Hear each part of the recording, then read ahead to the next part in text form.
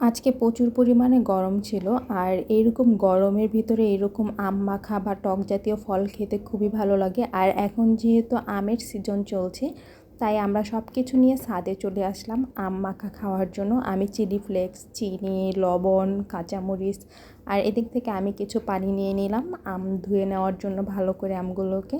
আর আজকে আমি আম মাখানোর জন্য একটু কাঁচা পাকা মানে 2 টাইপের আম নিয়েছি, কারণ কাঁচা পাকা আমটা একসাথে মেখে নিলে এটা খেতে আরও বেশি মজা হয়। আর এরকম গরমের ভিতরে তার কথাই নেই। আর আমার কাছে এরকম দুপুরে খাওয়া দাওয়ার পরে একটু এরকম টক জাতীয় আম মাখা বা যে কোনো একটা জিনিস খেতে এরকম খুবই ভালো লাগে।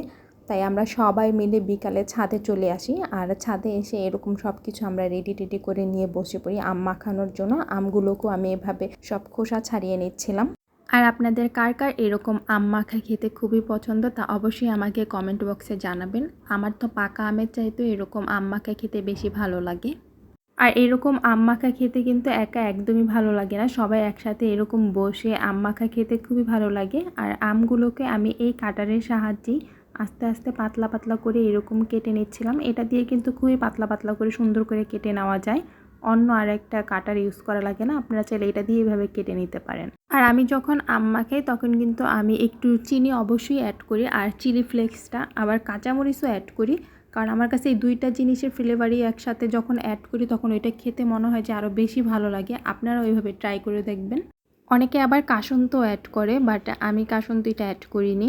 আম মাখা হোক, যে কোনো মাখাই হোক, এক একজনের কাছে এক এক রকম খাওয়ার একটা স্টাইল থাকে, এক একজন এক একভাবে পছন্দ করে। বাট এটা কিন্তু খুবই খেতে মজা হয়েছিল। আর এবার কিন্তু প্রচুর পরিমাণে গরম পড়েছিল, মনে হয় না যে এবারের মতো আর কখনই এরকম গরম কেউ দেখেছে। যাক, সব কিছুই আল্লাহ পাকের ইচ্ছা। আর আম মাখা এমন একটা জিনিস যা দেখলে এমন কেউ নেই যে যার মুখে জল চলে আসবে না। আর এটা কিন্তু খেতেও খুব ভালো লাগে। আর এরকম মাখানোর আগে থেকে সবার খাওয়ানো স্টার্ট হয়ে যায়, আর এদিকে সবাই ওয়েট করছিল যে কখন এটা খাবে, টেস্ট করবে। আর আজকের ভিডিওটি এই পর্যন্তই। Thank you for watching this video. Please don't forget to subscribe my channel.